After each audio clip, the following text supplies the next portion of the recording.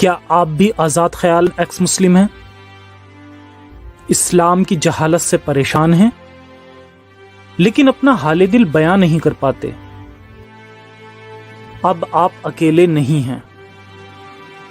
आगे आइए और आवाज बुलंद कीजिए ताकि बाकी एक्स मुस्लिम लोगों को हौसला मिल सके आगे आने का और खुलकर जीने का और अपने वतन और दुनिया को इंसानियत के रास्ते पर आगे ले जाने का।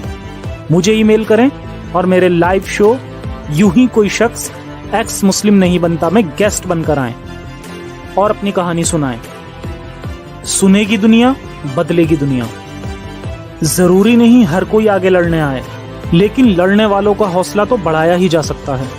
एक बार खड़े होकर अपने आप को संभाला था, अब खड़े हो जाइए दुनिया को संभालने के लिए। जय हिंद, जय विज्ञान, इंसानियत हाफिज।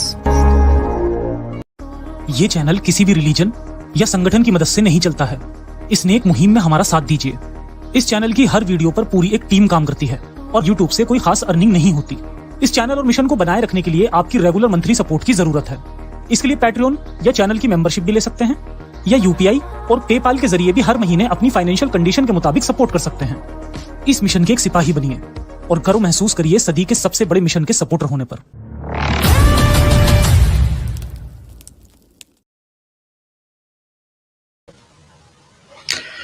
जय हिंद, जय इंसानियत। मैं हूं जफर हेरेटिक और एक बार फिर से बहुत बहुत स्वागत है आपका मेरे शो यूं ही कोई शख्स मुल्हिद नहीं बनता, जिसमें मेरी कोशिश है कि ज्यादा से ज्यादा एक्स मुस्लिम लोगों की कहानियां आगे लाई जाए और इस कॉन्सेप्ट को और ज्यादा कॉमन बनाया जा सके।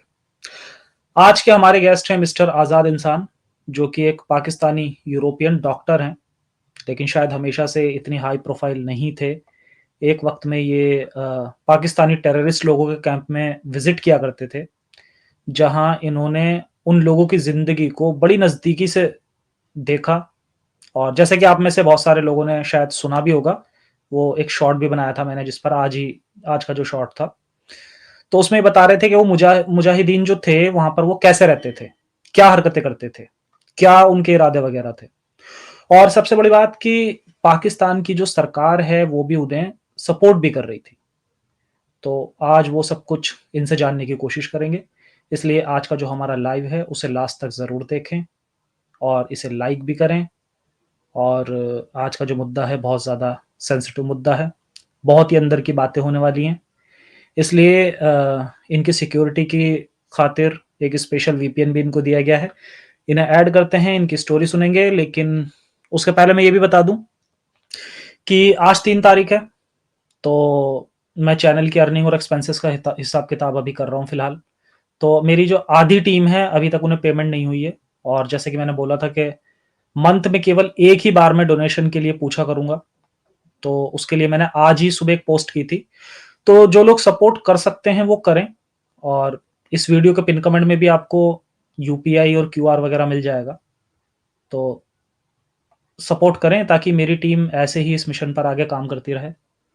और आगे मैंने बहुत कुछ नया करने का सोचा है, जिससे मिशन और भी ज़्यादा पावरफुल होगा और भी तेज़ होगा। इसमें एक तो मेरी कोशिश यह है कि हर प्लेटफॉर्म पर अब हमारी वीडियो चले और इंग्लिश में भी चलें। इंग्लिश पे भी मैं इंग्लिश चैनल पे भी मैं काम कर रहा हूँ, ठीक है। तो मेरा मकसद है इसे इंटरनेशनली लेके जाना इस चीज़ को। और इसके अलावा मैं एक और प्रोजेक्ट पे काम कर रहा हूँ, जिसमें मैं कोशिश करूंगा कि एवरी वीक एक एपिसोड इस्लामिक वर्ल्ड की जो भी न्यूज़ हैं, क्या चल रहा है इस्लामिक दुनिया में, उस पर एवरी वीक में एक एपिसोड लेकर आऊं। ये एक न्यूज़ टाइप का होगा।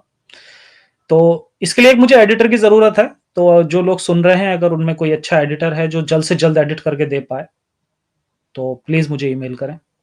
बाकी आप लोग इसी तरह से अपना प्यार बनाए रखें, और जो सपोर्ट नहीं कर सकते वो हमारे कंटेंट को ज़्यादा से ज़्यादा लाइक करें, शेयर करें, ताकि ज़्यादा से ज़्यादा लोगों को ये रिकमेंड हो।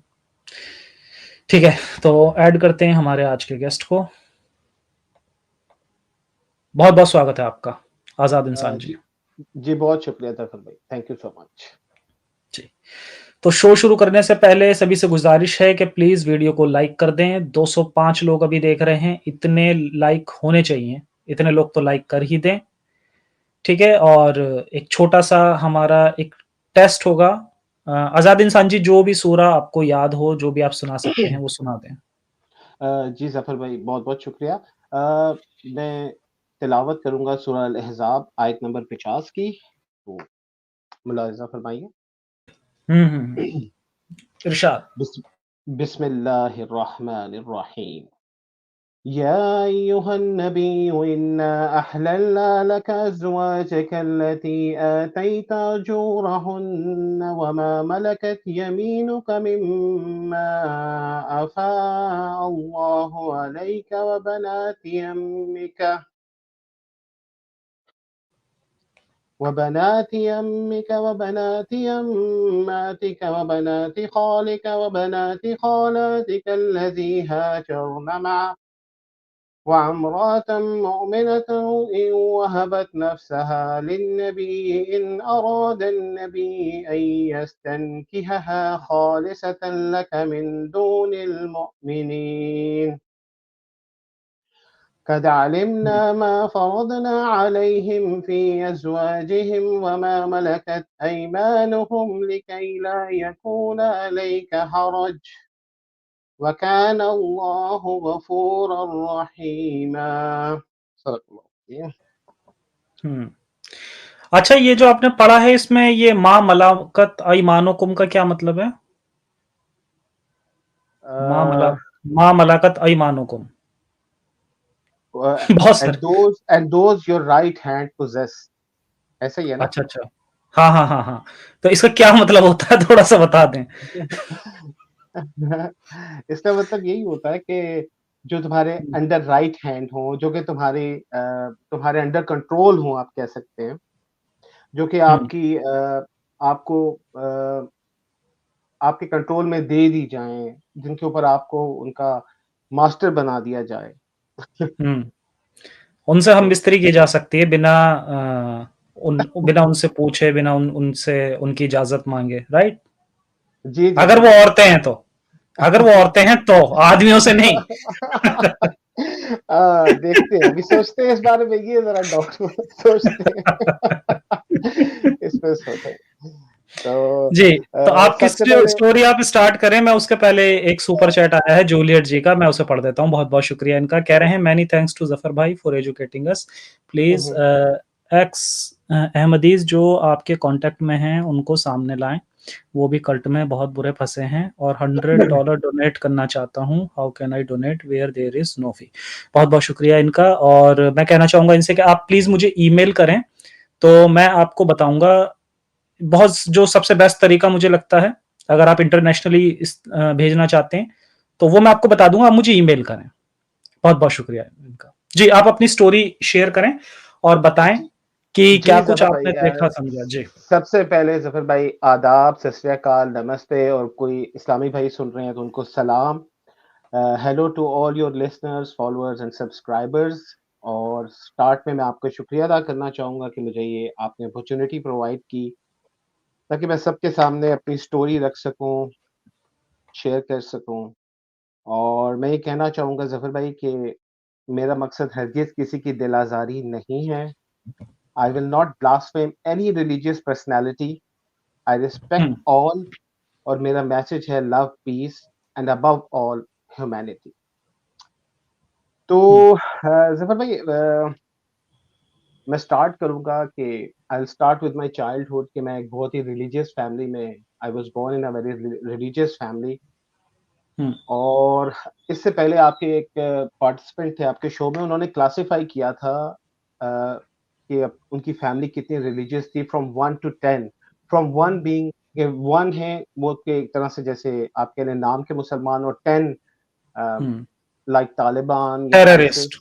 हुँ, हाँ जी, बिल्कुल। सो I would say I will fall somewhere around 6 और 7 यानी काफ़ी रिलीजियस फैमिली थी हुँ, और घर में मुझे कुरान की तालीम दी गई। मेरी मदर अल्लाह उन्हें मेरी प्यारी माँ शी टॉट मी कुरान हुँ, और मेरी आपने देखा होगा कि I can recite Quran very nicely तो ये मेरी माँ का शौक था उन्होंने मुझे सिखाया हुँ, कुरान। हुँ, तो ज़फ़र भाई हमारा शुरू से एक रिलीजियस पॉलिटिकल पार्टी के साथ हमारा कनेक्शन था और घर में बहुत ज़्यादा इस्लामिक माहौल था, मेरी बहनें और अम्मी फुल बुर्का पहना करती थीं और मेरे फादर और भाई जो थे दे वर वेरी रिलीजियस और हुँ, उन उस रिलीजियस पॉलिटिकल पार्टी के साथ हम अटैच थे और मैं स्टूडेंट विंग विंग का भी पार्ट था। तो हुँ, ज़फ़र भाई मैं स्टार्ट करूँगा जो अपनी सेकंड पार्ट ऑफ स्टोरी है कि आफ्टर 1989 व्हाट हैपेंड कि जब सोवियत विथड्रॉल हुआ तो जितने भी टेररिस्ट थे और मुजाहिदीन थे वो सब कश्मीर कॉज़ की तरफ आ गए कि इन्होंने हुँ, कश्मीर को आज़ाद करना है।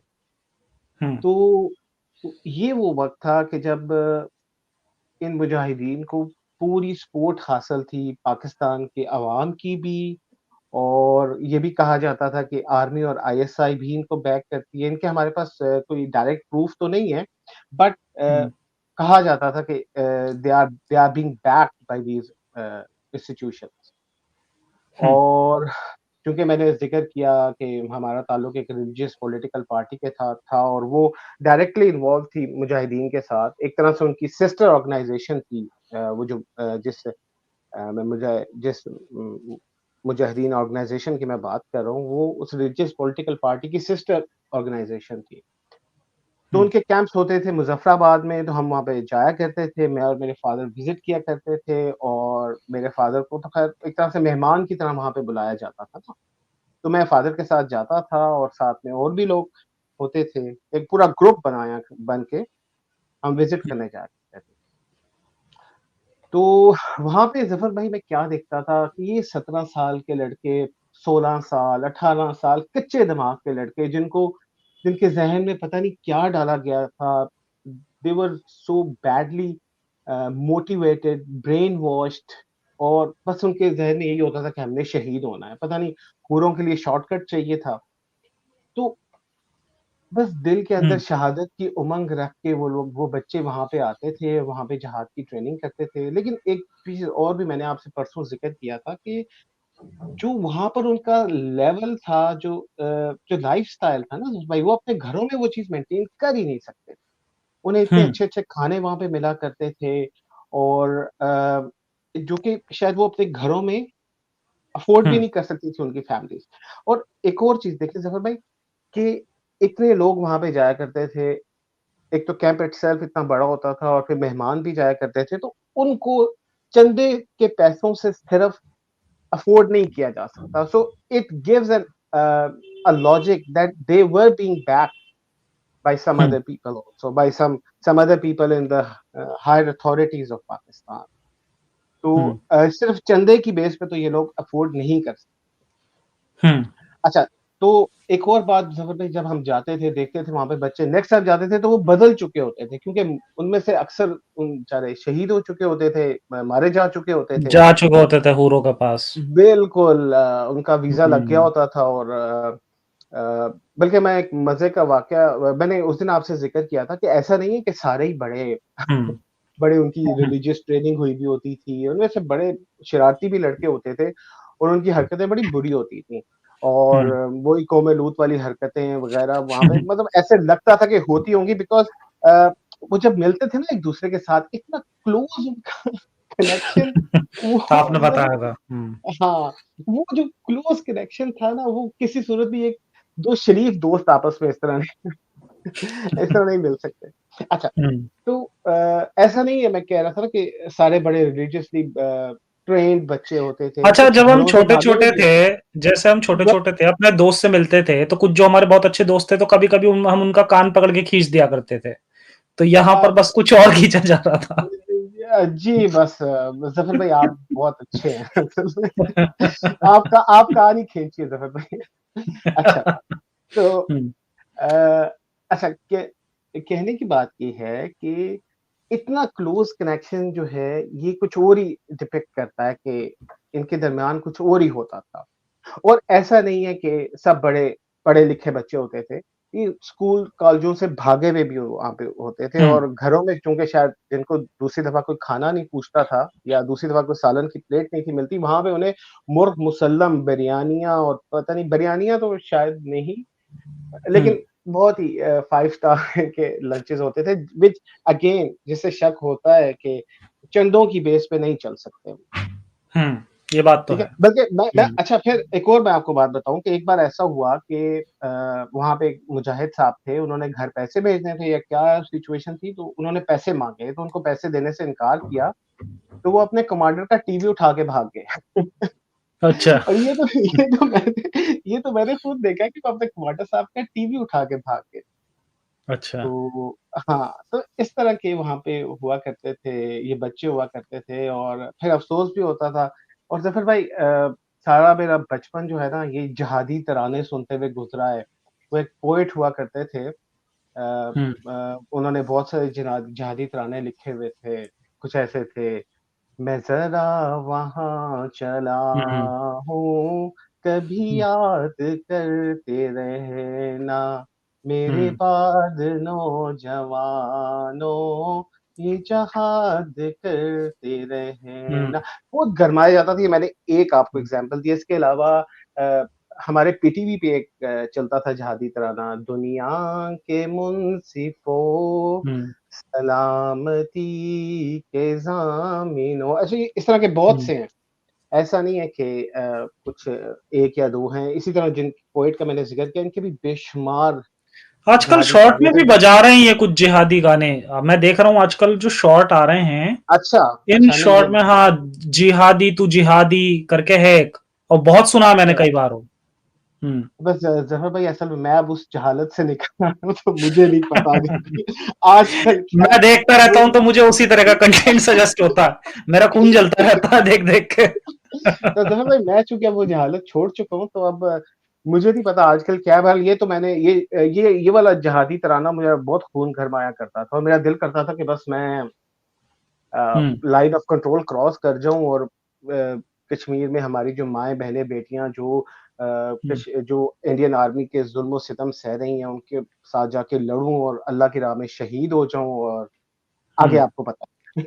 ठीक हम्म, है। तो अच्छा ज़फ़र भाई हमें एक घर में एक रिसाला आया करता था मुजाहिद के नाम से और हम्म, मुजाहिद एक ऐसा रिसाला था ज़फ़र भाई कि जिसमें काफ़ी मैं के क्या कहना चाहूँगा कि ऐसी स्टोरीज़ होती थी कि फॉर एग्ज़ाम्पल अगर किसी का बुलावा आ गया है, ठीक है? फॉर हम्म, एग्ज़ाम्पल आज एक मिस्टर मोहम्मद हैं जो जहादी कैंप में है फॉर एग्ज़ाम्पल, मैं फेक नेम ले रहा हूँ, तो उनका अगर बुलावा आ गया ना तो उनका लेटर अपने घर वालों के लिए कि जी प्यारी माँ या प्यारी बहन या प्यारे अब्बा, मेरा बुलावा आ गया है, मैं जा रहा हूँ, मैं आपसे माज़रत चाहता हूँ कि मैं आपको बताए बगैर आ गया और अब मैं अल्लाह की राह में शहीद होने के लिए जा रहा हूँ। मेरे लिए दुआ करना कि अल्लाह मुझे शहादत का रुतबा नसीब फरमाए। अता करे। ठीक है? हम्म, अब आप हम्म। इमेजिन करें ज़फ़र भाई थोड़ी देर के लिए मैं मतलब वो आपसे अपनी माँ से, रिक्वेस्ट हाँ, वो अपनी माँ से ये बोलता था कि मैं गलती से आ गया था, मतलब मैं पैदा गलती से हो गया था, मैं वापस अल्लाह के पास जा रहा हूँ। ओहो! अच्छा ज़फ़र बताइए। थोड़ी देर के मेरी आपसे और अपने सारे सुनने वालों से एक रिक्वेस्ट है कि हुँ, थोड़ी देर के लिए अ, अपने आप को उस सिनेरियो में रख के सोचें कि अगर आप इस तरह का कोई कंटेंट पढ़ रहे हैं, तो आपका भी दिल चाहेगा ना कि मैं भी इसी रास्ते पे जाऊँ फिर। तो ये हुँ, जो ब्रेन वॉशिंग होती थी ना, ये सिस्टम बड़ा स्ट्रॉन्ग था ज़फ़र भाई और बहुत इनमें से बेचारे ऐसे भी होते थे जो हुँ, मासूम बच्चे होते थे और वो चले जाते थे ऐसे होके क्या कहते हैं रिलीजियसली मोटिवेट होके, ब्रेन वॉश होके चले जाते थे जहाद के रास्ते पे। हुँ, तो ख़ैर मैं आपसे ज़िक्र किया था कि हाँ, ये कौम लूत वाली हरकतें मुझे इस पे ये वहाँ पे हुआ हुँ, करती थी। हुँ, तो अ, फिर क्या हुआ मैंने एक बार अब्बू को बता दिया कि मैंने ये चीज़ नोटिस किया वहाँ पे and my father was very, very angry और उन्होंने फिर क्या हुँ। किया, बात की कि भई ये क्या हरकत होती है? मैं तो नहीं अपने बच्चे को आइंदा लेकर आऊँगा, आई डोंट फील कंफर्टेबल और व्हाट हैपेंड कि जो वहाँ पे साहब वो थे उन्होंने मतलब कहा आपसे भी करने को कह रहे थे? जी, जी, जी, जी। अच्छा अच्छा, वो तो हुँ, मैं बच गया, ज़फ़र भाई मैं बच गया। मुझे उस हुँ, वक़्त जो मेरे अल्लाह मियाँ थे उन्होंने बचा लिया, उस वक़्त के अल्लाह मियाँ ने अच्छा, मुझे बचा लिया। लेकिन ज़फ़र भाई जब अब्बू ने शिकायत लगाई, so what was the reason given to him कि ये बेचारे अपना घर-बार छोड़ के आते हैं, इतने दूर-दूर आते हैं, ना जाने कितने सैकड़ों किलोमीटर दूर अपने घरों को छोड़ के ये अल्लाह के राह में आते हैं, तो ये डेस्परेट हो जाते हैं, तो डेस्परेशन में इस तरह की हरकतें करते हैं, तो प्लीज़ इस इन पे पर्दा डालिए, हमारा जो जिहाद कॉज़ है वो इफ़ेक्ट होगा और हुँ, हमारी जो ये मूवमेंट है इसको एक बैड नेम मिलेगा।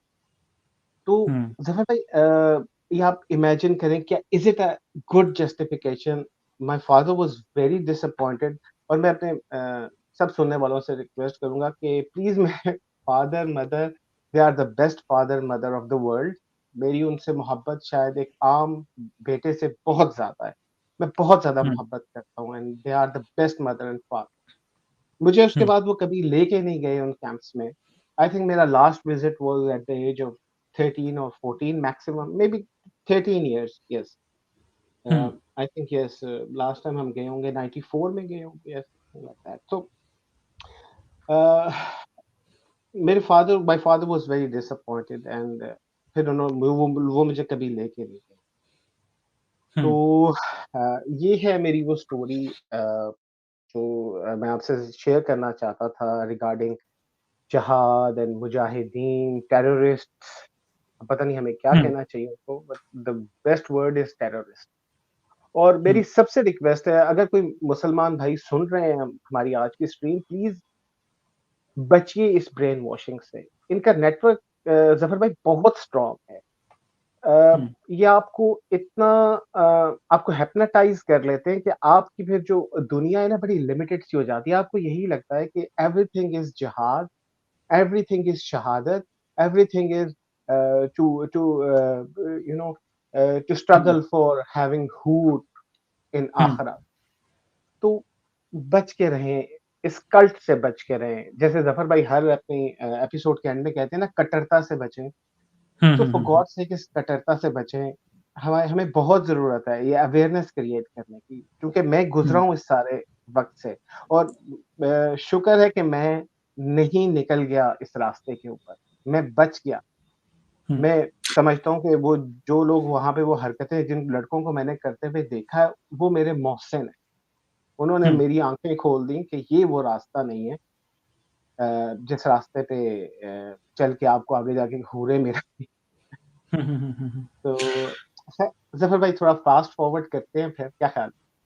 हुँ, हुँ, हुँ, बिल्कुल, बिल्कुल, बिल्कुल। तो खैर I was very innocent and childish शुरू से ही एजुकेशन में I was very good, I was very intelligent और फिर मैंने अपनी स्कूल एजुकेशन कंप्लीट की, कॉलेज एजुकेशन वही अपने शहर में ही एजुकेशन कंप्लीट की मैंने, FSc, pre medical and after that I started my MBBS studies और एमबीबीएस के बाद हुँ, मैंने कुछ अरसा हाउस जॉब की and then I got an opportunity to go abroad for my master's studies. After completing my bachelor education, I went for master's hmm, education गोरों के एक मुल्क में, ठीक है? हुँ, ऐसा ठीक रहेगा ज़फ़र भाई? गोरों के एक मुल्क हुँ, में।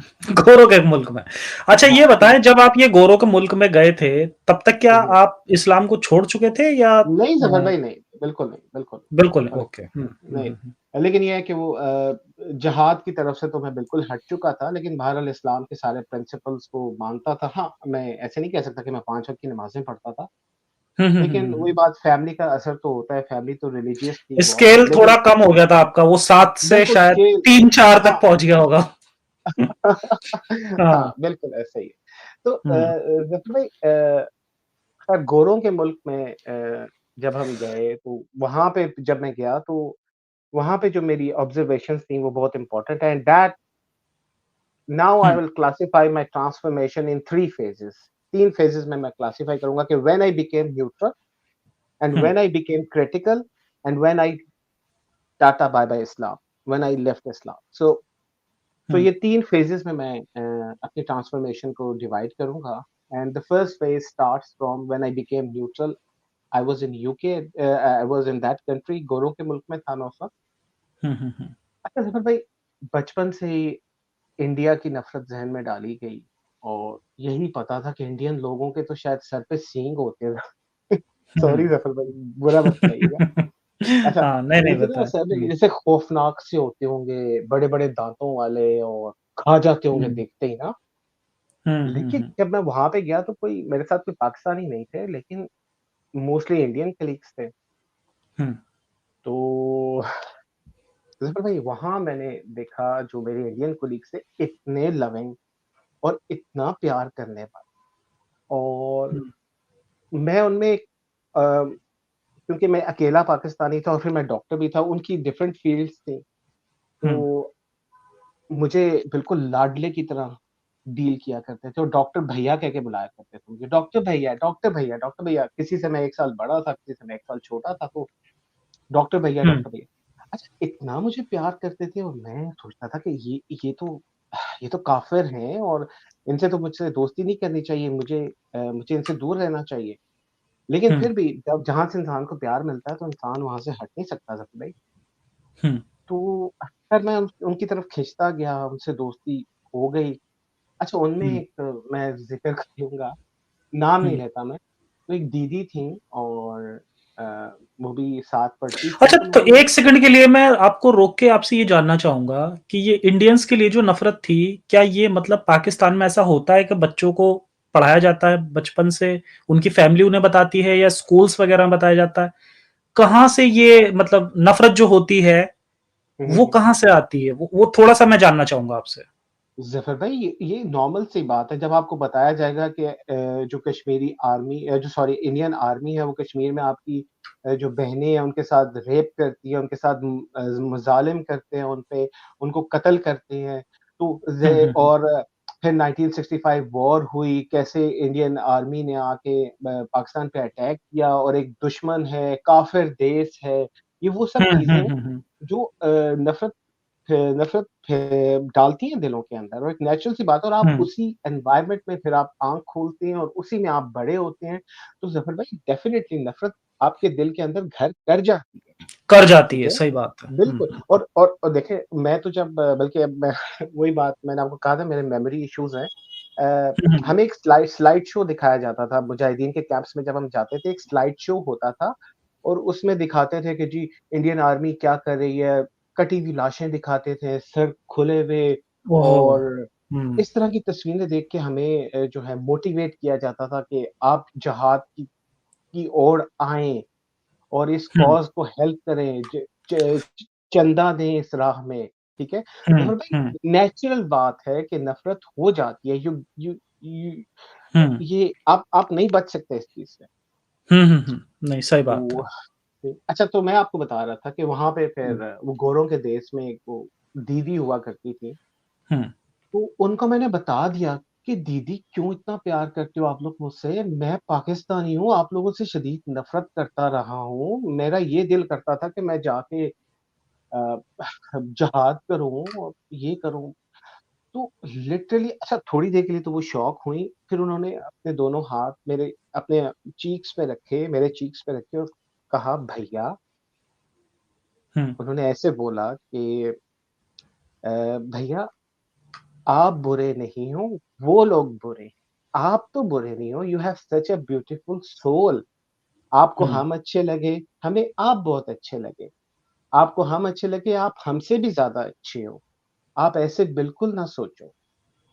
ज़फ़र भाई मेरी दुनिया ही बदल गई उन दीदी का ये जुमला सुन के कि मेरे सामने अब 2 रास्ते थे कि एक तरफ वो मुजाहिदीन जिनको मैं अह, ज़फ़र भाई हुँ, क्या जुमला यूज़ करूँ? अच्छा, वो मुजाहिदीन, टेररिस्ट या दूसरी तरफ ये प्यार और मोहब्बत करने वाले लोग, हुँ, मुझे समझ नहीं आई कि मैं सारी ज़िंदगी इन लोगों से नफ़रत करता रहा हूँ। इतने प्यारे लोग, इतनी मोहब्बत करने वाले लोग और लिटरली ज़फ़र भाई मैं वाक़ई में उनके दरमियान एक ऐसे ही था हुँ, कि मुझे बहुत लाडला करके रखा करते थे। तो मुझे उन्होंने हुँ, कहा मैंने उनसे पूछा कि दीदी ये आपकी आर्मी क्यों कत्लेआम करती है कश्मीर? तो उन्होंने बोला कि भैया आर्मी नहीं, ये टेररिस्ट वहाँ पे कत्लेआम करते हैं, वो इंडियन आर्मी को मारते हैं, वो कश्मीरी लोगों पे ज़ुल्म करते हैं। और ज़फ़र हुँ, भाई मैं रिलेट कर गया फ़ौरन। देखिए जब आप डिफरेंट फ्रेम ऑफ माइंड में होते हैं ना तो आपको हुँ, फिर तो आपकी फिर परसेप्शन डिफरेंट हो जाती है। अ, मैं रिलेट किया कि हम लोग जाया करते थे पीर चनासी, एक बहुत हिल टॉप है आज़ाद कश्मीर में, पीर चनासी। वहाँ पे इनका एक छोटा-सा कम्युनिकेशन नेटवर्क होता था जहाँ से वो अंदर अ, स सॉरी टू से अब मेरे ज़हन में कोई वर्ड नहीं आ रहा। चलिए हम कहते हैं इंडियन कश्मीर, मैं ऑक्युपाइड कश्मीर नहीं कहता, इंडियन कश्मीर कहता हूँ, कि इंडियन कश्मीर में उनकी कम्युनिकेशन होती थी और ये बॉर्डर के बिल्कुल करीब जगह है। वहाँ पे एक मज़ार भी है और मज़ार से थोड़ा ऊपर इन्होंने एक ख़ैमा लगा के वहाँ पे कम्युनिकेशन नेटवर्क बनाया, वहाँ पे हम लोग विज़िट किया करते थे। वहाँ पे ये टेररिस्ट का होता था कि जो है कम्युनिकेशन नेटवर्क उन्होंने छोटा-सा बनाया हुआ था। कैंप जो आप तो बता रहे थे वो ये वहीं पर था। जी, नहीं, वो ट्रेनिंग कैंप अलग है, ये अलग है, अच्छा। ये बहुत पीक पे था टॉप पीर चनासी अगर आप अभी गूगल करेंगे तो ये एक बड़ी फ़ेमस जगह है, आजकल तो ये टूरिस्ट स्पॉट बन गया है। उस वक़्त वहाँ पे एक नीचे मज़ार होता था और ऊपर चोटी पे इन्होंने एक कैंप बनाया हुआ होता था और वहाँ पे वहाँ से कम्युनिकेट करते थे इंडियन कश्मीर में। तो ओके। ज़फ़र भाई जब भी कोई ऐसी खबर मिलती थी ना कि आज इतने फौजी मारे गए, आज ये हो गया, तो जश्न का सा समा होता था वहाँ पे, ठीक है ना? तो मैं फ़ौरन दीदी की बात से फ़ौरन मैंने रिलेट हो गया कि हाँ, वाक़ई में दीदी ने कहा कि ये टेररिस्ट मारते हैं इंडियन आर्मी के जवानों को, तो एकदम से मैंने रिलेट किया कि हाँ, कितना वहाँ पे जश्न होता था, जब भी कभी कोई ऐसी खबर आती थी। तो ज़फ़र भाई ये वो वक़्त था यूके से वापस आने पे अ, गोरों के देश से वापस आने के जब मैं थोड़ा बदल गया और मैं न्यूट्रल हो गया। अब वो अकीदत की ऐनक हट गई थी मेरे से कि शायद मुझे सारी ज़िंदगी झूठ सिखाया गया था कि जिन लोगों को मैं इतना खतरनाक समझता था, वो तो इतने प्यारे से लोग हैं।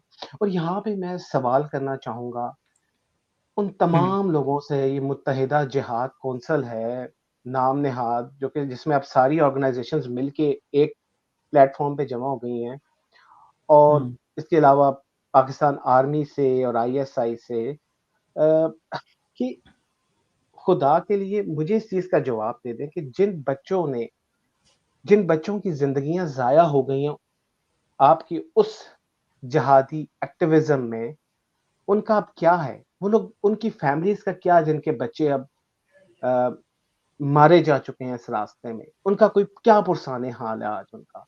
आपकी रिलीजियस मोटिवेशन, ब्रेन वॉशिंग से वो बच्चे खराब हुए और वो बॉर्डर क्रॉस करके चले गए और वहाँ पे जाके वो मर-मर आ गए या आपके मुताबिक शहीद हो गए।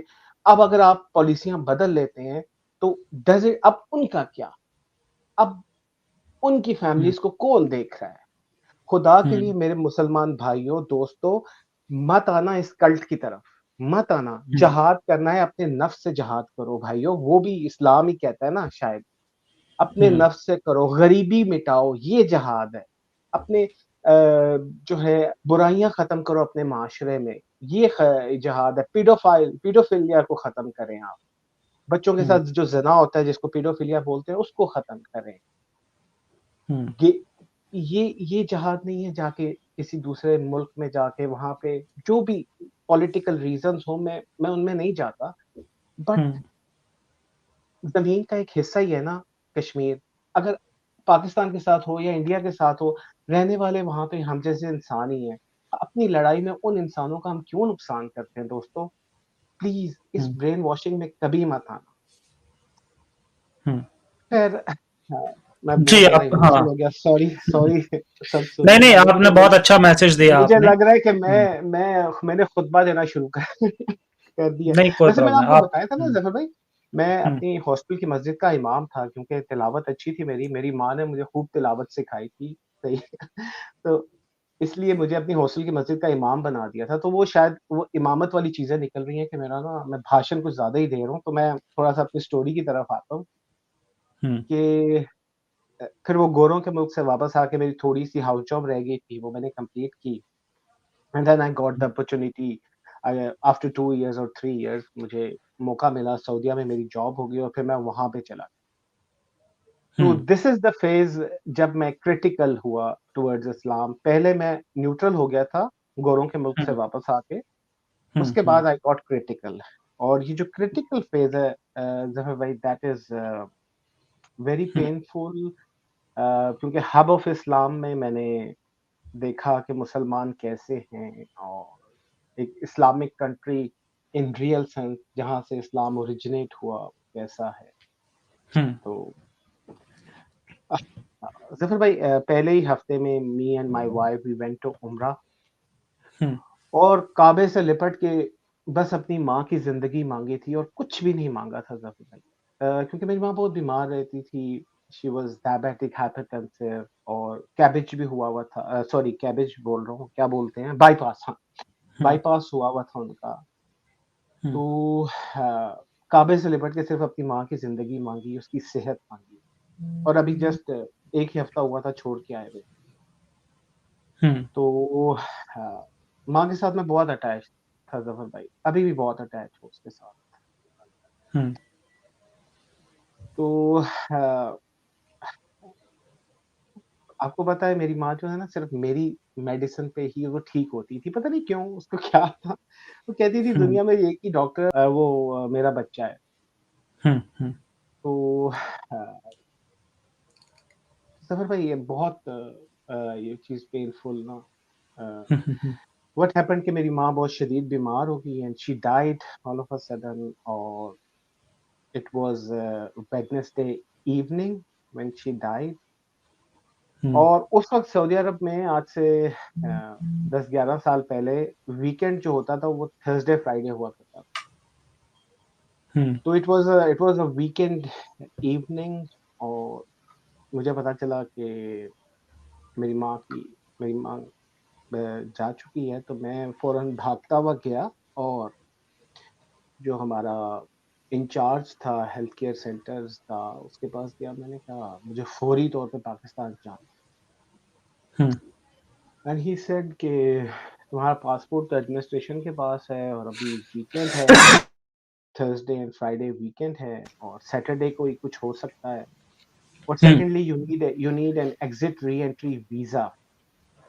अ, ज़फ़र भाई, जो भी सऊदीया में जॉब करता है वो मेरी बात को समझ गया होगा कि आप जब एक बार सऊदीया में जॉब के लिए जाते हैं, आप उस वक़्त तक हम्म। सऊदीया से बाहर नहीं निकल सकते, जब तक कि आपका एम्प्लॉयर आपको एग्ज़िट एंड री-एंट्री वीज़ा या फाइनल एग्ज़िट वीज़ा इश्यू ना करे। मैं ये बहुत मुझे भी नहीं खुशबारी पता था। ये जब आपने मुझे बताया मैं खुद शॉक हो गया कि ऐसा भी उन लोगों ने रूल बना रखा है ज़फ़र कि भाई, आप अभी आगे चल हाँ के बात वहां करते हैं, से ये निकलेंगे स्लेवरी है। भी। ये हाँ, ये स्लेवरी है। ये स्लेवरी है, ये जो कहा जाता है ना कि अब स्लेवरी एग्ज़िस्ट नहीं करती, ये एग्ज़िस्ट करती है, आज भी सऊदीया में एग्ज़िस्ट करती है और दिस इज़ एन एडवांस्ड और कह लें कॉस्मेटिक फॉर्म ऑफ स्लेवरी।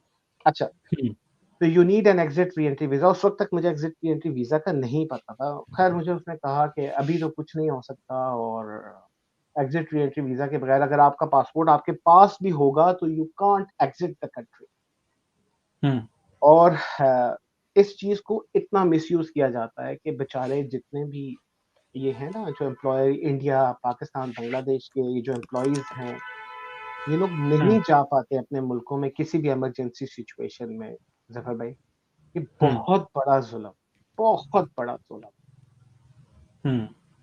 और और मतलब आप तो इतनी बड़ी पोस्ट पे, आप तो डॉक्टर हैं, तो हाँ, एक एक आम जो येस, बेचारा वहां पे वर्कर है उसकी क्या सिचुएशन होगी? ये बिल्कुल मैं एक पॉइंट रेज़ करना चाहता था कि मैं एक बहुत रिस्पेक्टेबल पोस्ट पे था और हम्म। मेरे साथ अगर ये हुआ, तो बाकियों के साथ क्या होता होगा ज़फ़र भाई? हम्म। खैर this is slavery by all means hmm. और मैं नहीं जा सका था अपनी माँ की वफ़ात पे और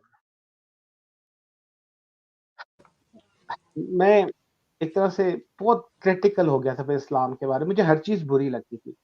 अ, फिर मुझे हर चीज़ पे डाउट होने लगा कि वो जो हस्ती है जिसको मैं मानता हूँ, जिसको पे मैंने अनदेखे अ, यकीन किया हुआ है, ईमान लाया हुआ है, वो 70 माँओं से भी ज़्यादा प्यार करती है हम्म।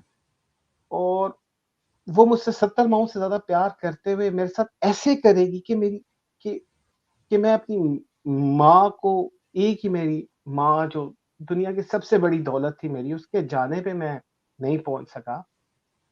तो ये 70 माँओं से ज़्यादा प्यार करने वाला अपने बंदे के साथ ऐसा कैसे कर सकता है? अब मैं अब हँसी आ रही है मुझे मैंने एक बार अपनी माँ से पूछा सफ़र भाई कि कौन ज़्यादा अच्छा लगता है? ये मैं गोरों के मुल्क से वापस आ जब मैं न्यूट्रल था ना, तो मैंने अपनी माँ से पूछा कि कौन ज़्यादा अच्छा सबको मैंने परेशान कर दिया होगा बहुत ज़्यादा, तो ज़रा रिलैक्स करने के लिए तो मैंने पूछा, "अम्मी कौन अच्छा लगता है? मैं ज़्यादा अच्छा लगता हूँ या हज़ूर पाक सल्लल्लाहु अलैहि वसल्लम?" तो बोली कुछ नहीं आगे से मेरी माँ बट इतने प्यार से मुझे देखा और मेरा माथा चूमा ना कि मैं समझ गया कि क्या जवाब है कि मैं ही ज़्यादा अच्छा लगता हूँ। हाँ, बाज़ ज़रूरी नहीं होता ना कि आप साफ-साफ बोल दें, बाज़ औक़ात आपकी नज़रें बहुत से जवाब दे जाती हैं या आपके एक्शंस आपके जवाब दें। तो मेरी माँ ने मेरा माथा चूमा और प्यार से मुझे देखा तो आई अंडरस्टूड कि नहीं अ, इसको मैं ही ज़्यादा अच्छा लगता हूँ। तो ज़रा अरे भाई इस उनसे तो अच्छा आजकल के टाइम पे जो हमारे बिल्कुल एकदम कोई कॉमन इंसान है ना, जो बेचारा बस जाता है अपनी जॉब कर रहा है, हाँ, और वो मैं तो बहुत फिर भी अच्छा है सबसे उनसे। आप तो फिर सबसे आप तो फिर भी लाडला अच्छे बच्चा। हैं। हाँ, हाँ, हाँ, हाँ। माँ की नज़र वो में तो वैसे ही बच्चा बहुत वो मेरी सबसे अच्छा इंडियन होता है। वो जो मेरी इंडियन दीदी थी, वो भी कहती थी कि आप बहुत अच्छे हो, तो आपने भी आज मुझे सर्टिफ़िकेट दे दिया। तो ख़ैर इस माँ को मैं अ, नहीं देख सका उसके आखिरी वक़्त पे, ना ही उसके जनाज़े में शिरकत कर सका और हुँ, ज़फ़र भाई मेरी सब सुनने वालों से एक छोटी-सी रिक्वेस्ट है कि प्लीज़ ये ना कहिएगा कि अगर सऊदीया के मुसलमान बुरे हैं, तो इसका मतलब ये नहीं है कि इस्लाम बुरा है। नहीं ज़फ़र भाई, हुँ, नहीं। फॉलोअर रिप्रेजेंट करते हैं उस रिलिजन को, वो सिस्टम रिप्रेजेंट करता है उस रिलिजन को। आज अगर यूरोपियन ममालिक की इज़्ज़त है, आप उनका पासपोर्ट लेके किसी एयरपोर्ट पे जाते हो और आपकी इज़्ज़त की जाती है, ज़रूरी नहीं है कि वो इंसान अच्छा है जिसके हाथ में वो पासपोर्ट है, लेकिन वो जिस सिस्टम से आया है, वो जिस सोसाइटी से आया है, अगर उसकी उस एयरपोर्ट पे इज़्ज़त की जाती है, तो ये रिकॉग्निशन है उस सोसाइटी की। उस सोसाइटी की रिकॉग्निशन है जिसने अपना आप मनवाया है और उसकी वो इज़्ज़त कमा रहा है उस एयरपोर्ट पे, उस स्पेसिफिक कलर के पासपोर्ट के साथ। Um. Same is the case Zafar भाई, अगर आज इस्लाम की टीचिंग्स ऐसी ना होती, अगर इतनी कट्टरता ना सिखाई जाती, तो सऊदीया में कभी इस तरह के ज़ालिम किस्म के हुँ, कवानीन ना होते। हुँ, हुँ, हुँ, सऊदी लोग उस सोसाइटी को रिप्रेजेंट करते हैं। ये जो एग्ज़िट री-एंट्री का सिस्टम है, इट इज़ प्योर गुलामी, इट इज़ प्योर स्लेवरी। हुँ, मैं नहीं मानता, मैं जूते की नोक पे इस आर्गुमेंट को रखता हूँ कि मुसलमान बुरे हैं, इस्लाम बुरा नहीं है। ये सिस्टम गलत है, ये सोसाइटी गलत है। मैं अपने तमाम मुसलमान भाइयों से माज़रत के साथ कहूँगा, ये सिस्टम गलत है दोस्तों, भाइयों। हुँ। इस सिस्टम से निकलिए, इस कल्ट से निकलिए, बेशक मत निकलिए, न्यूट्रल होके एक बार देख लीजिए इसको। न्यूट्रल होके ये भी ना अकीदत इस्लाम को बचाने का ही एक आर्गुमेंट है, जब ऐसा कुछ होता यस, है ना, हाँ, तो ये यस, इस तरह का यस, पॉइंट लेकर आते हैं कि मुसलमान बुरा है, इस्लाम अच्छा है, ऐसा नहीं है, ये बिल्कुल उसका उल्टा है। जी, बिल्कुल। अच्छा फिर ज़फ़र भाई ये मेरे साथ इतना बड़ा हादसा हुआ, उसके बाद फिर मैं देखता हूँ कि जैसे आज मैंने सूरह अहज़ाब की आयत नंबर 50 तिलावत की, मुझे कोई रीज़नेबल आंसर नहीं मिला इस आयत का कि मैं ब्लास्फेमी नहीं करूँगा कि लेकिन फिर भी इतने ग्राउंड्स प्रोवाइड कर दिए गए, इतनी स्पेशल परमिशन स्पेशली फॉर हुज़ूर सल्लल्लाहु अलैहि वालि वसल्लम, इतनी स्पेशल परमिशंस क्यों? क्यों मुज़फ़्फ़र भाई? व्हाई? हुँ, हुँ, इतनी स्पेशल परमिशंस?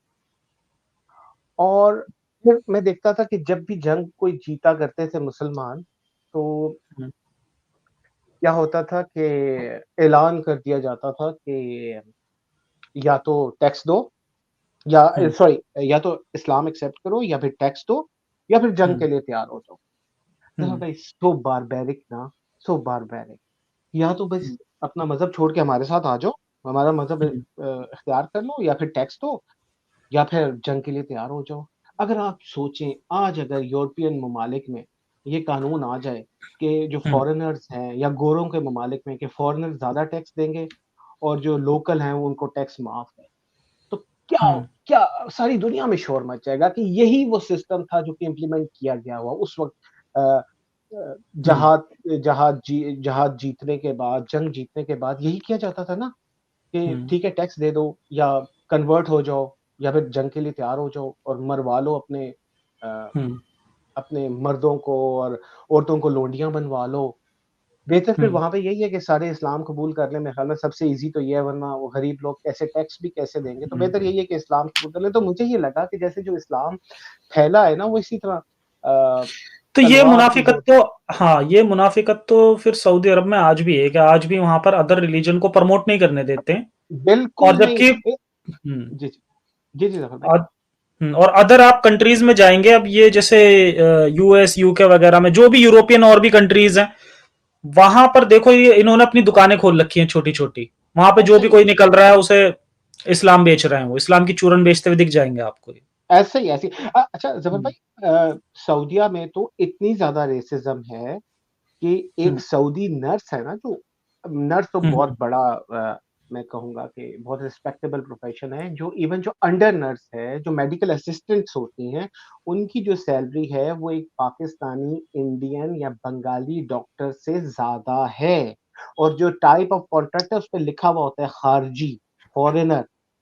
ठीक है। हम्म, सऊदीया में दो तरह के कॉन्ट्रैक्ट दिए जाते हैं, लोकल जो कि हम्म, वहां के शहरियों के लिए होते हैं, और फॉरेनर्स।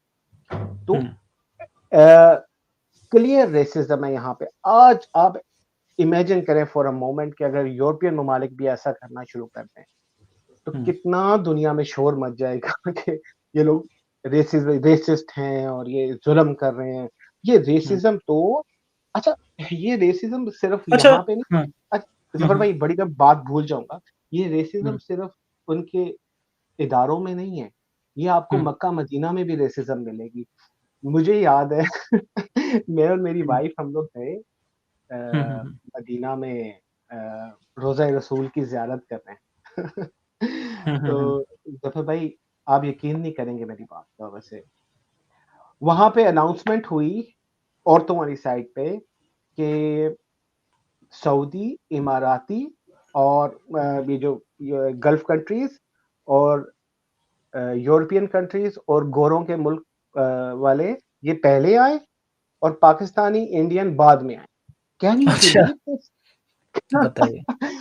ज़रूर भाई।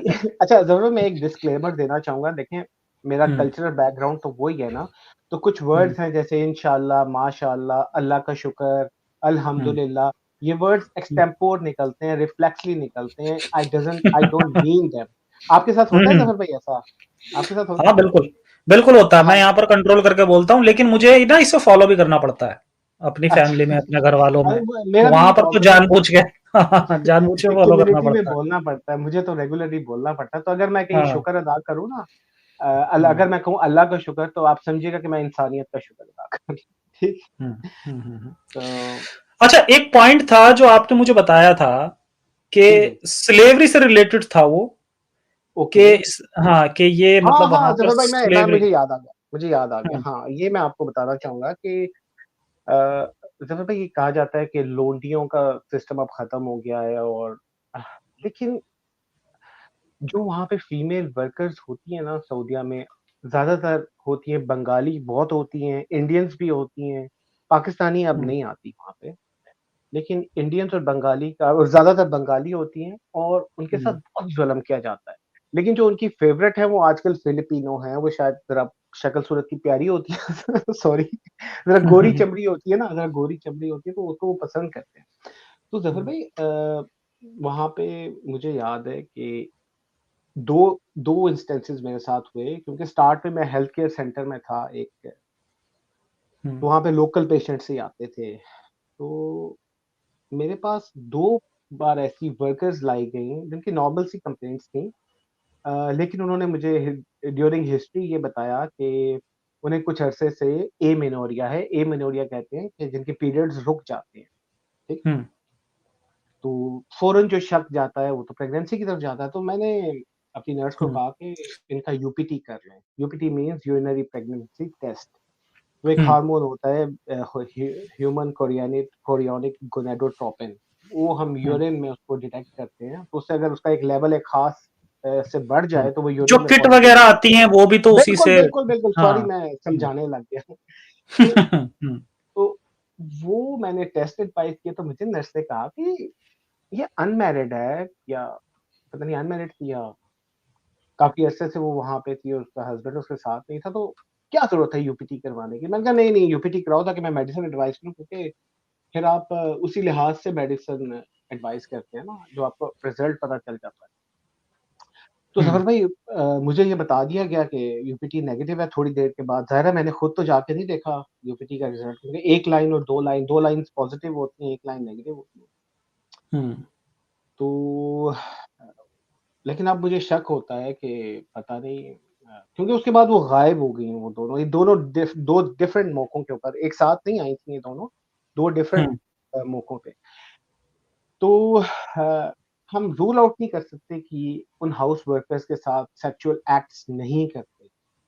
जैसे ये जो हुँ। 2 वाक़यात मेरे साथ हुए हैं, मुझे तो शक पड़ता है कि जैसे अभी भी जैसे शायद वो प्रेग्नेंट थी और मुझे बता दिया गया कि भई वो नहीं है प्रेग्नेंट, और पता नहीं उसके बाद उनका क्या किया, हो सकता है वापस भिजवा दिया हो बांग्लादेश। ये पता है तो आपसे पहले मुझे सेम चीज़ 2 लोगों ने बताई है, जो वहाँ पर रह चुके हैं यूरोप में हुँ, और हुँ, स हुँ। दोनों लोगों ने ही मुझे ये बताया है कि जो वहाँ पर काम करने वाली जो वो होती हैं मेड वगैरह, तो उन्होंने उनसे बताया कि हमारे साथ ऐसा-ऐसा हुआ और ये लोग करते हैं ऐसा-ऐसा। तो ये ओके, वही है कि ये गुलामी के उसमें ही करते हैं, मतलब उन्हें पता है कि हाँ, ये स्लेवरी ही है वहाँ पे, वो एज़ अ एग्ज़ैक्टली स्लेव ही वैसे ही रखते हैं। हुँ, और आज के आपके प्लेटफ़ॉर्म से आपसे मैंने एक प्रॉमिस लेना है ज़फ़र भाई, ये एग्ज़िट री-एंट्री वीज़ा ने मुझे बहुत बुरी तरह हर्ट किया है, एंड आई रिक्वेस्ट यू कि हुँ, आपने इस पे बोलना है, आपने इस हुँ, पे हुँ, हुँ। आवाज़ उठानी है, या आप मुझसे प्रॉमिस करें आज। हुँ, हुँ, बिल्कुल, बिल्कुल। मैं जब इस पर क्योंकि एक वीडियो पे मुझे काम करना है, तो ये बहुत हुँ, अच्छा पॉइंट है, उसमें मैं रखूँगा मैं इस चीज़ को भी। हुँ। अच्छा ज़फ़र भाई, फिर मैं थोड़ा-सा फ़ास्ट फॉरवर्ड अब करूँगा कि फिर हुँ, मुझे हुँ, बहुत सारी प्रॉब्लम्स लगने लग गईं, फिर मैं अवैस इकबाल, हारिस सुल्तान, आपकी वीडियोज़ देखना शुरू हो गया, साहिल को, इनको हुँ, देखना शुरू हो गया। फिर हुँ, एक बार अवैस इकबाल, उनसे मेरा आजकल काफ़ी राब्ता रहता है, तो एक बार वो आपकी हुँ, स्ट्रीम में ज़िक्र कर रहे थे कि जो कुरान के ऑथर है ना, उनकी याददाश्त बहुत वीक है। कहीं पे कहते हैं कि जी लैसल इंसान इल्ला मा सा, और कहीं पे कहते हैं जी मैंने तकदीर लिख दी है।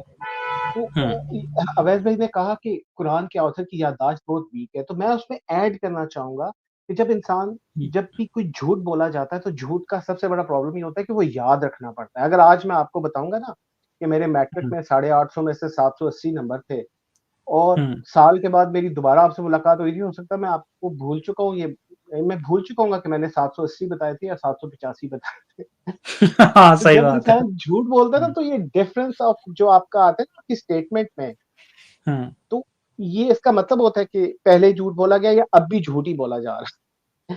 हुँ, ठीक है? हुँ, हुँ, हुँ, हुँ, तो एग्ज़ैक्टली। इसके अलावा मुझे बड़ी अच्छी लगती थी अवैस इकबाल की बातें कि एक उन्होंने मज़ाक में बात की थी कि अल्लाह के 99 आईडी कार्ड्स हैं नादरा में, 99 हुँ, नाम है ना अल्लाह के, तो उन्होंने कहा कि अल्लाह के हुँ। 99 आईडी कार्ड्स हैं। तो उसमें मैंने नाम देखे, वो नाम एक-दूसरे से ना क्लैश करते हैं। हाँ, वो जैसे कॉन्ट्राडिक्ट करते हैं। हुँ, हाँ, हुँ, हुँ, आईडी कार्ड नंबर 81 पे अगर देखें तो उसपे नाम लिखा है हुँ, अल-मुंतकिम, इंतकाम लेने वाला, है ना? फिर आईडी कार्ड हुँ, नंबर 25 है तो वो अल-मुज़िल है, ह्यूमिलिएट करने वाला। हुँ। और फिर दूसरे आईडी फिर कार्ड वो अगर आप माफ़ कर देखें, देने वाला भी मिल जाएगा आपको। हाँ, फिर रहमान भी मिलेगा, रहीम भी मिलेगा, तो मतलब हाँ, बख्शने वाला भी तो हुँ, नवाज़ने वाला भी होगा, लेकिन हर आईडी कार्ड पे नाम डिफरेंट है, और हर हर नाम का मतलब भी डिफरेंट। हुँ, तो हुँ, हुँ, आपका मैं शुक्रिया अदा करना चाहूँगा ज़फ़र भाई, आपकी वीडियोज़ स्पेशली बरूक रेज़ा की सीरीज़ और वो 7 सवाल, फिर आपकी जो हुँ, हुँ, सीरीज़ हुँ, सिद्दा मोहम्मद, और ये हुँ, बहुत हुँ, बड़ा मैसेज है कि आप भी बहुत रिस्पेक्ट से नाम लेते हैं इस्लामिक प्रॉफ़ेट का। आपने जो सीरीज़ बनाई वो भी दा मोहम्मद बनाई। तो हुँ, हम भी बहुत रिस्पेक्ट से बात करते हैं, किसी की दिल आज़ारी नहीं, ब्लास्फेमी नहीं करना चाहते। लेकिन हुँ, चाहते हैं कि सब लोग न्यूट्रल होके इस्लाम को देखें। फिर मैंने हारिस हुँ, सुल्तान की किताब पढ़ी द कर्स ऑफ गॉड, और हुँ, उसमें हारिस ने ये लिखा था कि अल्लाह कितना मासूम है, और हुँ, कितना बेचारा अल्लाह अल्लाह को फ़िक्र होती है ना कि हुँ, यूरोप में बैठा हुआ एक छोटे से शहर में, एक छोटे से घर के, एक छोटे से कमरे के एक कोने में बैठा हुआ एक बंदा, हुँ, आज़ाद इंसान, उसने आज फजर की नमाज नहीं पढ़ी तो ज़रा मैंने उसको जूते मारने हैं, ठीक है? इतना छोटा है ना ये इस्लामिक अल्लाह के फ़ौरन हुँ, नाराज़ हो जाता है ना। हुँ, हुँ, तो हुँ, इसके अलावा एक तो ये मुझे बड़ी प्यारी बात लगी द कर्स ऑफ गॉड में। मैं चाहूँगा कि आप लोग बल्कि इसको प्रमोट करें, बड़ी सिंपल हुँ, लिखी हुँ, हुई हुँ, किताब है।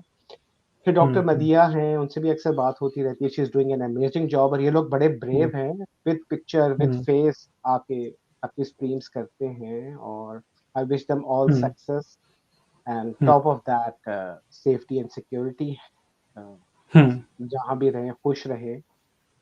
जी। तो अब हम तीसरे अच्छा फ़ेज़ पे जल्दी से जी, जी। हुँ, हुँ, हुँ। हाँ, मैं यही कह रहा था कि आपका वो तीसरा फ़ेज़ रह गया है। जी। जी, हाँ। तीसरा फ़ेज़ मैं थोड़ा जल्दी बताऊँगा कि हुँ, देखो भाई what happened in no in the end of 2021 कि my father died and first of all ये कि वो बहुत शदीद बीमार हो गए and he went to hospital और मैंने अपने हॉस्पिटल के असिस्टेंट डायरेक्टर को कहा उस वक़्त मैं हॉस्पिटल में शिफ्ट हो गया था, तो मैंने कहा मुझे फ़ौरी तौर पे जाना है बट सफ़र भाई what happened 1 month before this incident उसी हुँ, असिस्टेंट डायरेक्टर ने मुझसे छुट्टी माँगी थी अपने एक दोस्त के लिए, जो कि मैंने रिफ्यूज़ की थी, क्योंकि मैं समझ रहा था कि अगर इन्वेस्टिगेशन होगी तो मैं जस्टिफ़ाई नहीं कर पाऊँगा। ऐसा नहीं कि मैं बड़ा दीनदार या ईमानदार और वो नहीं था, सिर्फ़ रीज़न ये थी कि मैं नहीं रिस्क नहीं था लेना चाहता।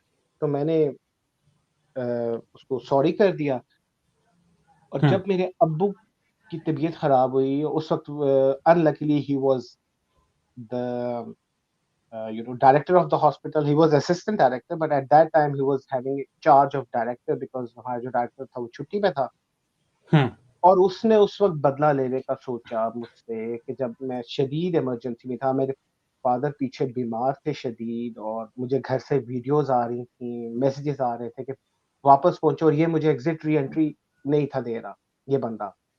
ये हुँ। Assistant director.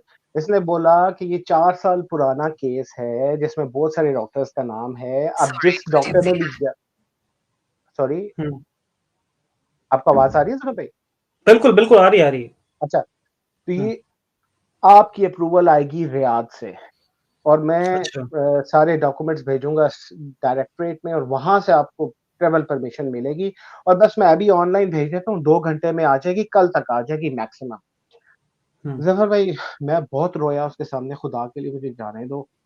मेरे हुँ, अब्बू बहुत शदीद बीमार हैं, मैं जाके उनका कहीं ट्रीटमेंट करा लूँ, मैं कहीं किसी हॉस्पिटल में ले जाऊँ, अंडर माय सुपरविज़न मैं चाहता हूँ कि वो ट्रीट हों। और सफ़र भाई उसने कहा नहीं हो सकता जब तक हेड ऑफ़िस से अप्रूवल नहीं आती है and he sent the um, papers उसने मुझे कहा कि मैं अर्जेंट लिख के, इमरजेंसी लिख के भेज रहा हूँ और ये फ़ौरन जवाब आ जाए। अच्छा ख़ैर उस दिन जवाब नहीं आया और हुँ, उसने मुझे मना किया कि तुम खुद मत जाना, वरना बहुत प्रॉब्लम हो जाएगी। और ये देखिए मेरी अम्मी की तो डेथ हुई थी ना वीकेंड से पहले और ये स्टार्ट ऑफ द वीक की बात थी। It was Sunday, Sunday is the start of the week in Saudi Arabia. हुँ, संडे को उसने मेरे डॉक्यूमेंट्स भेजे और संडे का दिन गुज़र गया, मंडे गुज़र गया, ट्यूसडे, वेडनेसडे कोई हुँ, जवाब नहीं आया वहाँ से।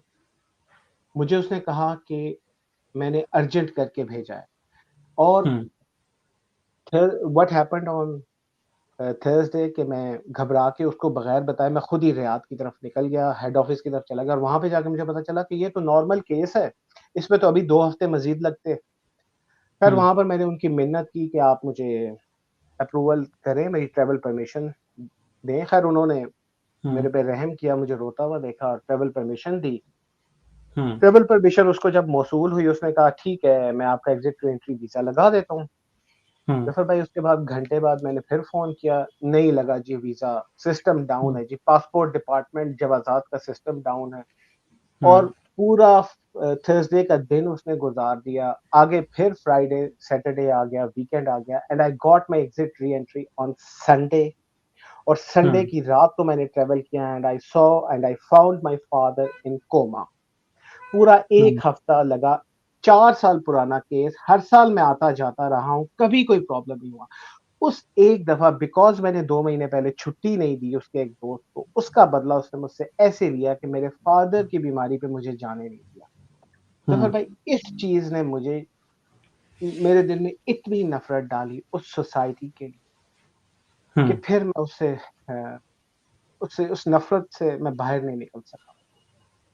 हुँ, और मैंने जाके देखा अब्बू को बिल्कुल कोमा में पाया अब्बू को। ना मैं कोई बात कर सका, ना अब्बू मुझसे कोई बात कर सके। इमेजिन करें मुझे घर से वीडियोज़ आती थी, पिक्चर्स आती थी। हुँ, मैं बहुत ज़्यादा मेंटल ट्रॉमा में रहा और उसके असरात आज भी मुझ पे हैं ज़फ़र भाई कि मैं um, I have lost my focus. अभी ये जो मैं बात कर रहा हूँ मैंने इतने पॉइंट्स लिखे हुए हैं कि मैं कुछ भूल ना जाऊँ। आपको भी मैंने कहा था ज़फ़र भाई मैं भूल गया तो हुँ, याद करा देना। हुँ, हुँ, ये ये जो मैं आज बोल पा रहा हूँ उसकी वजह ये है कि मेरे सामने लैपटॉप खुला हुआ है जिसमें मैंने सारे पॉइंट्स नोट किए हुए हैं। मेरा ज़हनी अच्छा, तवाज़ुन हुँ, मैं कहता हूँ कि मैं अब फ़ोकस नहीं कर पाता। I have lost my mental stability um, और ख़ैर ये वो वाक़या था जिसके बाद मैंने कहा कि नहीं ये जंगली लोग हैं। ये झूठे हुँ, मक्कार और अय्यार हैं। ये नफ़रतें फैलाते हैं और ये हुँ, नफ़रतें पाल के रखते हैं दिलों में। ख़ैर मैं कुछ दिन हुँ, रुका पाकिस्तान में अ, अब्बू की तो जाते ही डेथ हो गई थी और हुँ, मैंने तो कोमे में ही देखा था उनको हुँ, और उसके बाद आई डिसाइडेड फाइनली कि मैं अपने बच्चे को इस माहौल में नहीं रखूँगा। हुँ, मैं इस अ, कल्ट में मैंने नहीं रहना क्योंकि पीछे पाकिस्तान में भी इस्लाम है, सऊदीया में भी इस्लाम है। मैंने इस कल्ट में अपने बच्चे को नहीं रखना। हुँ, मैंने इस माहौल में नहीं रखना। हुँ, तो खैर मैं वापस आया सऊदीया और within 1 year I shifted to Europe और फिर हुँ, जब आपको पता है कि हुँ, अब मैं यहाँ पर हूँ और कोई अब मुझे यही लगता है कि जैसे ज़फ़र भाई 40-41 साल मेरे साथ एक प्रैंक हुआ है और हुँ, 40-41 साल के बाद मेरी आँखें खुली हैं और अब मैं समझता हूँ कि मैं एक आज़ाद इंसान हूँ और यहाँ पे आके मुझे अंदाज़ा हुआ कि ह्यूमन राइट्स क्या होते हैं। हाउ मुझे ये महसूस हुआ कि how important I am as a human being um, जिसको इन्होंने सऊदीया वालों ने मेरे अंदर का इंसान तो मार दिया था। मुझे तो यही पता था कि मैं घटिया इंसान हूँ। मैं पाकिस्तान या इंडिया, बांग्लादेश का एक गरीब आदमी हूँ जो इनके मुल्क में आ गया है रोज़ी-रोटी कमाने के लिए, जिनको ये बहुत कम पे करके अपने हुँ, पास रखते हैं, गुलामों की तरह रखते हैं। गुलामों की तरह रखते हैं। हुँ, मेरी कोई अपनी से नहीं है, मेरी कोई अपनी मर्ज़ी नहीं है। अगर मैं एक सिक लीव नहीं दूँगा बीइंग अ डॉक्टर तो मुझे मुझे मेरे हुँ, तो मुझे मेरे बाप को मिलने नहीं दिया जाएगा उसके आखिरी वक़्त में। ये चीज़ें सिर्फ़ शायद मैं उस तरह फ़ील कर सकता हूँ। मेरी सब दोस्तों से, सब सुनने वालों से रिक्वेस्ट है कि प्लीज़ एक दफ़ा अपने आप को मेरी जगह पे रख के सोचिए। अपने माँ-बाप को एक बार देखिए और फिर सोचिए कि अगर उन पे ऐसा वक़्त हो और आप कहीं ऐसी जगह पे फँसे हुए हो जहाँ से आप निकल ना सकते हो, आपके पास नीचे नई से नई गाड़ी भी खड़ी होगी ना तो उस गाड़ी से भी आपको नफ़रत होगी। आपकी तमाम जो दुनिया की आसाइशें आपको उस दु मुल्क ने दी हुई हैं, उन आसाइशों से आपको नफ़रत होगी। और ज़फ़र हुँ, भाई this is an exact form of slavery. Um, ये गुलामी है। इस्लाम में गुलामी ख़त्म नहीं हुई है। हुँ, एमबीएस साहब ने थोड़ा-सा कॉस्मेटिक अरेंजमेंट किया है कि अब आप अपना एग्ज़िट री-एंट्री वीज़ा खुद लगा सकते हैं, बट आपका एम्प्लॉयर के पास 1 हफ़्ते का वक़्त होता है, 1 हफ़्ते के अंदर आप ट्रैवल नहीं कर सकते। हाँ, आपका हुँ, एम्प्लॉयर उसको अप्रूव कर दे तो आप फ़ौरन जा सकते हैं, लेकिन 1 हफ़्ते के अंदर-अंदर एम्प्लॉयर उसको कैंसल कर सकता है।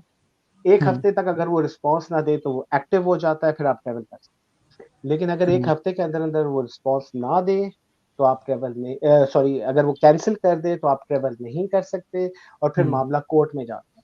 अब सोचें मुझ हुँ, जैसा जिसका अगर फादर पीछे बीमार हैं या जिसकी माँ इस हुँ, दुनिया से कूच कर चुकी है, उसके ऊपर क्या उसके लिए ये हफ्ता, ये महीना क्या हुँ, कितना एक अज़ाब है उसके लिए।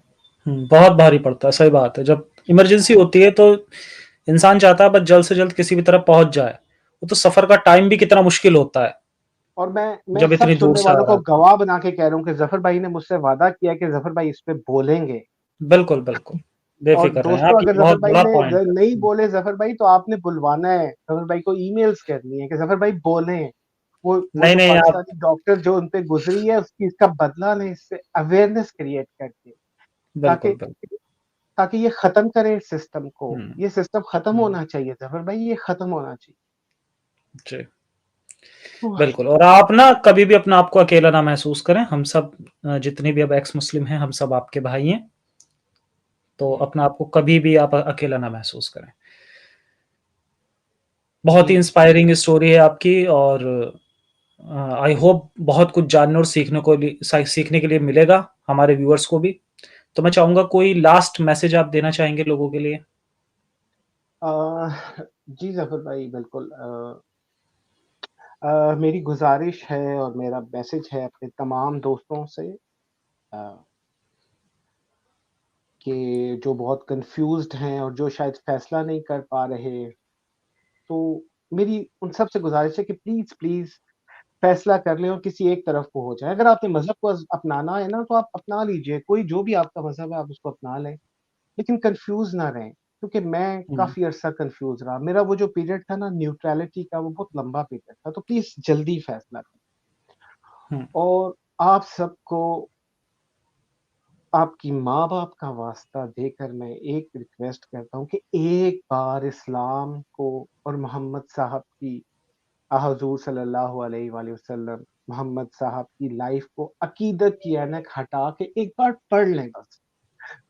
मैं नहीं चाहता हुँ, जो मेरे साथ हुआ वो किसी के साथ भी हो। हुँ, ट्राई टू बी न्यूट्रल। अगर आप किसी मज़हब को मानने वाले ख़ानदान में पैदा हुए हैं, दैट डज़न्ट मीन और दैट डज़न्ट गारंटी कि वो मज़हब सच्चा है। हुँ, ज़फ़र भाई को फ़ॉलो करें, हारिस सुल्तान है, अवैस इकबाल भाई हैं, अब्दुल्ला गोंदल, डॉक्टर मदीहा, गालिब कमाल साहब हैं, साहिल साहब हैं, एडम साहब हैं, और भी हुँ, बहुत से दोस्त हैं। ये सब कोशिश हुँ, कर रहे हैं, ये इंसानियत के पैगंबर हैं, इनको फ़ॉलो करें, इनको सपोर्ट करें और वही जैसे ज़फ़र भाई कहते हैं ना कि कट्टरता से बचें। प्लीज़ दोस्तों, हुँ, बचो इस कट्टरता से और हुँ।